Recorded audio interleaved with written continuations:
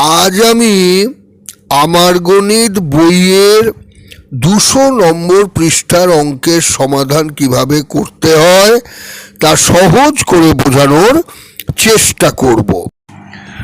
ঐকিক নিয়মে সমস্যার সমাধানের জন্য যে সব প্রাথমিক ধারণা থাকার প্রয়োজন হয় সেই বিষয়গুলো নিয়ে আলোচনা করে এর আগে আমি আমার চ্যানেলে যে ভিডিওটা আপলোড করেছি সেই ভিডিওটার লিংক আমি ডেসক্রিপশন বক্সে দিয়ে দিচ্ছি। প্রয়োজন হলে সেখান থেকে ভিডিওটা দেখে নিতে পারো। প্রথমে আমরা আমার গণিত বইয়ের 200 নম্বর পৃষ্ঠা থেকে এই 1 নম্বর অঙ্কটার সমাধান কিভাবে করা যায় সেটা বুঝে শেখার চেষ্টা করব। তাহলে 1 নম্বরের অঙ্কটা পড়ে দেখি প্রশ্নটাতে কি বলছে। 2000 গ্রাম ওজনের মাছের দাম 80 টাকা হলে 20 টাকায় কত গ্রাম ওজনের মাছ পাওয়া যাবে। এখন আমরা জানি, আমরা যখন ঐকিক নিয়মে কোনো সমস্যার সমাধান করার চেষ্টা করব, আমরা প্রথমে প্রশ্নটা পড়ে দেখব প্রশ্নটাতে কি দেওয়া আছে এবং কি নির্ণয় করতে হবে। এখানে প্রশ্নটাতে দেওয়া আছে 2000 গ্রাম ওজনের মাছের দাম 80 টাকা। আমাদের নির্ণয় করতে হবে 20 টাকায় কত গ্রাম ওজনের মাছ পাওয়া যাবে।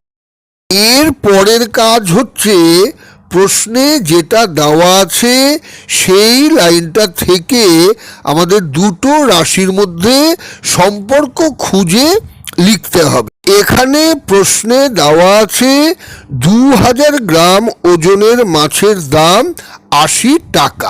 এই লাইনটার দিকে তাকালে দেখছি এখানে মাছের মোট ওজন হলো 2000 গ্রাম এবং মাছের মোট দাম হলো 80 টাকা। এখান থেকে আমরা বুঝতে পারছি মাছের পরিমাণ বাড়লে বেশি পরিমাণ টাকা লাগবে, আবার মাছের পরিমাণ কমলে কম পরিমাণ টাকা লাগবে। তাই মাছের পরিমাণের সঙ্গে মাছের দামের সম্পর্ক হলো সরল সম্পর্ক। তাহলে দুটো রাশির মধ্যে সম্পর্ক খুঁজে আমাদের লেখা হয়ে গেল। এর পরের কাজ হচ্ছে গণিতের ভাষায় সমস্যাটাকে প্রকাশ করতে হবে। গণিতের ভাষায় সমস্যাটাকে প্রকাশ করার সময় অজানা রাশিটাকে, অর্থাৎ যেটা আমরা নির্ণয় করব সেটাকে রাখতে হবে ডান দিকে। তাহলে আমরা এখন প্রশ্ন পড়ে দেখব যে আমাদের কি নির্ণয় করতে হবে। প্রশ্ন থেকে দেখছি 20 টাকায় কত গ্রাম ওজনের মাছ পাওয়া যাবে সেটা জানতে চেয়েছি। কত গ্রাম ওজনের মাছ, অর্থাৎ মাছের পরিমাণটা আমাদের নির্ণয় করতে হবে।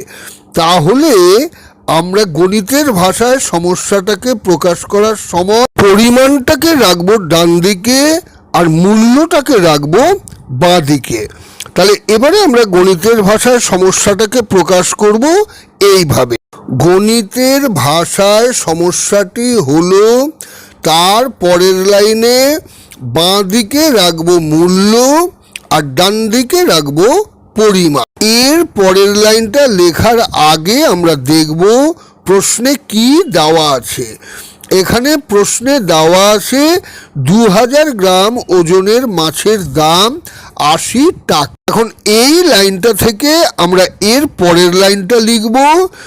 এখানে মূল্যর নিচে লিখব 80 টাকা এবং পরিমাণের নিচে লিখব 2000 গ্রাম। এর পরের লাইনটা লেখার আগে আমরা প্রশ্ন পড়ে দেখব আমাদের কি নির্ণয় করতে হবে। প্রশ্ন থেকে দেখছি 20 টাকায় কত গ্রাম ওজনের মাছ পাওয়া যাবে, অর্থাৎ মাছের পরিমাণটা আমাদের নির্ণয় করতে হবে। তাহলে আমরা মূল্যর নিচে এর পরের লাইনে লিখব 20 টাকা এবং পরিমাণের নিচে একটা জিজ্ঞাসা চিহ্ন দিয়ে পাশে লিখব গ্রাম। তাহলেই গণিতের ভাষায় সমস্যাটাকে আমাদের প্রকাশ করা হয়ে গেল। এর পরের কাজ হচ্ছে ঐকিক নিয়মে সমস্যাটার সমাধান করতে হবে। তাহলে দেখা যাক এই অঙ্কটার সমাধান ঐকিক নিয়মে কিভাবে করা যায়। এখন আমরা জানি ঐকিক নিয়মে সমস্যার সমাধানের সময় আমরা প্রথম লাইনটা লিখি প্রশ্নে যেটা দেওয়া আছে সেখান থেকে, এবং অজানা রাশিটাকে আমরা রাখি ডান দিকে। তাহলে এখানে প্রশ্নে দেওয়া আছে 2000 গ্রাম ওজনের মাছের দাম 80 টাকা। এই লাইনটার দিকে তাকালে দেখছি মাছের পরিমাণটা আছে প্রথমে এবং মাছের দামটা আছে শেষে। আমরা এখানে মাছের পরিমাণটা নির্ণয় করব। তাহলে লাইনটা যেভাবে আছে সেইভাবে আমরা লিখতে পারবো না। এই লাইনটা লেখার সময় আমাদের মাছের দামটাকে রাখতে হবে প্রথমে এবং মাছের পরিমাণটাকে রাখতে হবে ডান দিকে। তাহলে এই লাইনটাকে আমরা লিখব এইভাবে যে 80 টাকায় মাছ পাওয়া যায় 2000 গ্রাম।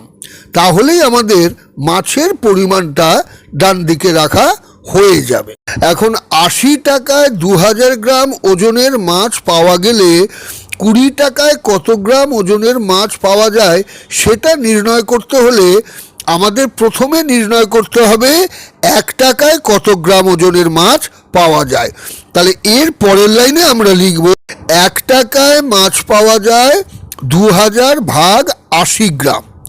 তার পরের লাইনে আমরা লিখব 20 টাকায় মাছ পাওয়া যায়, লবের জায়গায় লিখব 2000 গুণ 20 আর হরের জায়গায় লিখব 80। এরপর দেখতে হবে কাটাকুটি করা যায় কিনা। লবে কোনো সংখ্যার শেষে শূন্য থাকলে এবং হরে কোনো সংখ্যার শেষে শূন্য থাকলে সেই শূন্যগুলো কেটে দেওয়া যায়। এখানে লবে 20 ডান দিকে আছে একটা শূন্য এবং হরে 80 ডান দিকে আছে একটা শূন্য। তাহলে এই শূন্যগুলো আমরা প্রথমে কেটে দিলাম। এবারে লবের 2কে 2 দিয়ে ভাগ করলে ভাগফল হয় 1 আর হরের 8কে 2 দিয়ে ভাগ করলে ভাগফল হয় 4। তাহলে লবের 2 কেটে পাশে লিখলাম 1, হরের 8 কেটে পাশে লিখলাম 4। এখানে আরও কাটাকুটি করা যাবে। লবের 2000কে যদি আমরা 4 দিয়ে ভাগ দেই তাহলে ভাগফল হয় 500, হরের 4কে যদি 4 দিয়ে ভাগ দেই তাহলে ভাগফল হয় 1। তাহলে লবের 2000কে কেটে ওপরে লিখলাম 500 আর হরের 4কে কেটে নিচে লিখলাম 1। এরপর সমান চিহ্ন দিয়ে লবের জায়গায় লিখলাম 500 গুণ 1 আর হরের জায়গায় লিখলাম 1, পাশে লিখলাম গ্রাম।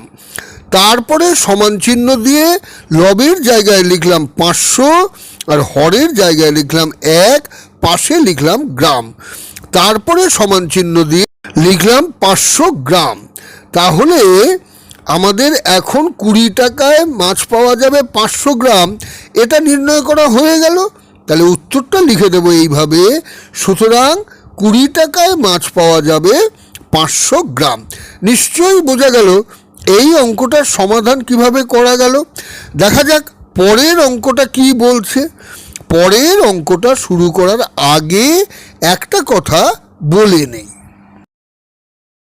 পঞ্চম শ্রেণীর আমার গণিত বইয়ের অঙ্ক নিয়ে এর আগে আমি আমার চ্যানেলে অনেকগুলো ভিডিও আপলোড করেছি এবং সেই সব ভিডিওগুলো আমি প্লে লিস্টে দিয়ে দিয়েছি।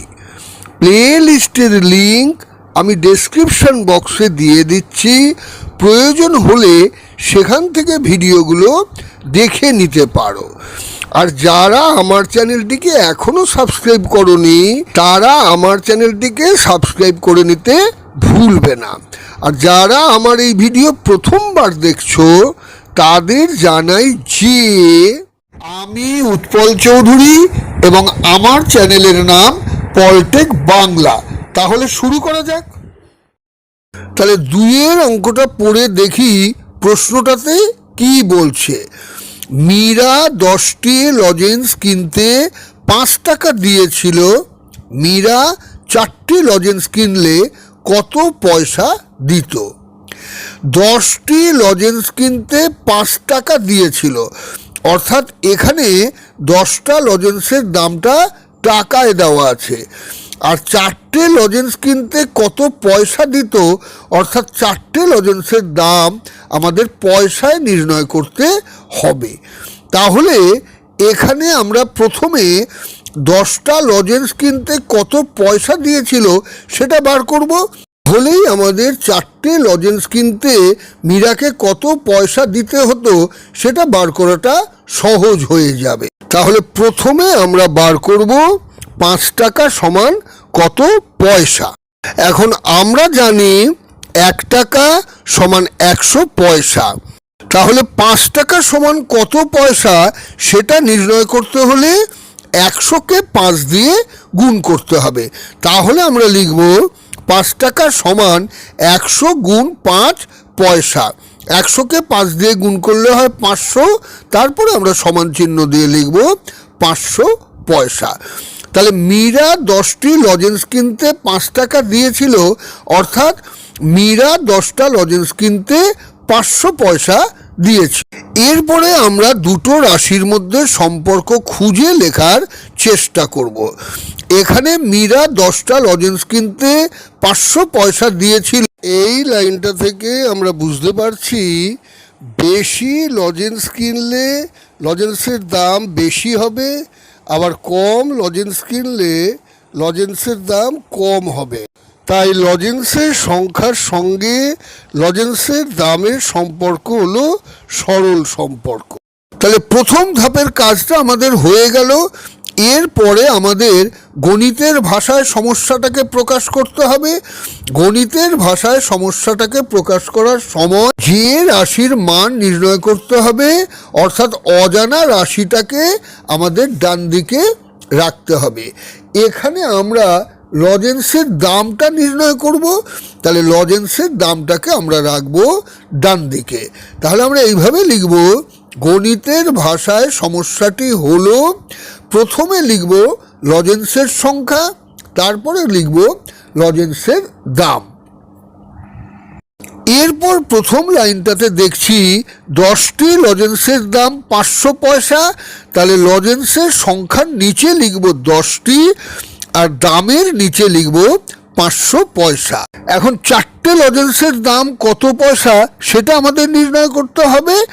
তাহলে আমরা এর পরের লাইনে লজেন্সের সংখ্যার নিচে লিখব 4টি আর দামের নিচে একটা জিজ্ঞাসা চিহ্ন দিয়ে পাশে লিখব পয়সা। তাহলে গণিতের ভাষায় সমস্যাটাকে প্রকাশ করা হয়ে গেল। এরপরে আমরা ঐকিক নিয়মে সমস্যাটার সমাধান করার চেষ্টা করব। এখন আমরা জানি ঐকিক নিয়মে সমস্যাটার সমাধান করার সময় যে রাশির মান নির্ণয় করব, অর্থাৎ অজানা রাশিটাকে আমরা রাখবো ডান দিকে এবং ঐকিক নিয়মের প্রথম লাইনটা আমরা লিখব প্রশ্নে যেটা দেওয়া আছে সেই লাইনটা থেকে। এখানে প্রশ্নে 10টি লজেন্সের দাম 500 পয়সা দেওয়া আছে, তাহলে আমরা এই লাইন থেকে এরপরে লিখব 10টি লজেন্সের দাম 500 পয়সা। তারপরের লাইনে লিখব একটি লজেন্সের দাম 500 ভাগ 10 পয়সা। এখানে 500 ভাগ 10 এটা আমরা ভগ্নাংশের আকারে লিখব। এরপরে লিখব 4টি লজেন্সের দাম 500 গুণ 4, এটা রাখবো লবের জায়গায় আর হরের জায়গায় লিখব 10, পাশে লিখব পয়সা। এরপরে দেখব কাটাকুটি করা যায় কিনা। এখানে দেখছি কাটাকুটি করা যাবে। লবে 500 শেষের শূন্যটা এবং হরে 10-এর শেষের শূন্যটা আমরা কেটে দেব।